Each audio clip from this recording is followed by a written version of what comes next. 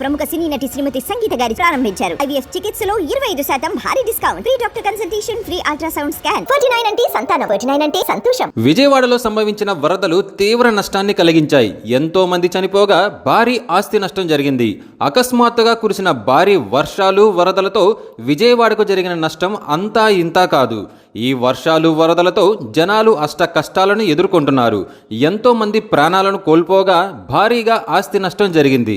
వ్యాపారాలన్నీ మూతపడ్డాయి. వందల కోట్ల రూపాయల నష్టం వాటిల్లింది. ఆ నష్టాన్ని అంచనా వేయటానికి కూడా అవకాశం లేనట్టుగా పరిస్థితి ఏర్పడింది.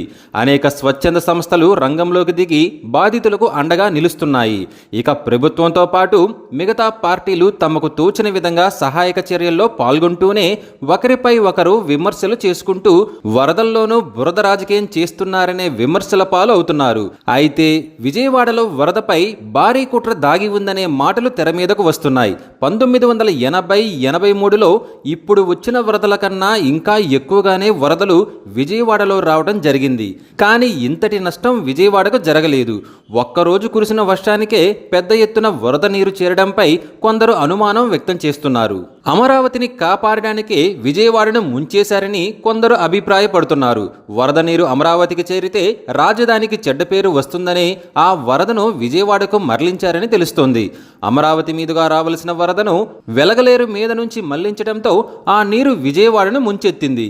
కవులూరు దగ్గర హెడ్ రెగ్యులేటర్ గేట్లు ఎత్తామని అధికారులు చెబుతుంటే అసలు బుడమేరుకు వాగు ఎక్కడుందని చంద్రబాబు ప్రశ్నిస్తున్నారు. బుడమేరుకు లాకులు ఉంటాయని కనీస అవగాహన లేకుండా ఆయన మాట్లాడుతున్నారు. హెడ్ రెగ్యులేటర్ గేట్లు ఎత్తామని నీటిపారుదల శాఖ తెలిపారు. రాజధానిని, చంద్రబాబు ఇంటిని కాపాడుకోవటానికే ఈ వరదను విజయవాడకు మళ్లించారని వైసీపీ అధినేత జగన్ సైతం చెబుతున్నారు. దీని కారణంగానే విజయవాడ మొత్తం జలమయంగా మారింది. ఇదే నిజమైతే ఇంతకన్నా దారుణం మరొకటి ఉండదు. మరి దీనిపై సీఎం చంద్రబాబు ఎలా స్పందిస్తారో చూడాలి.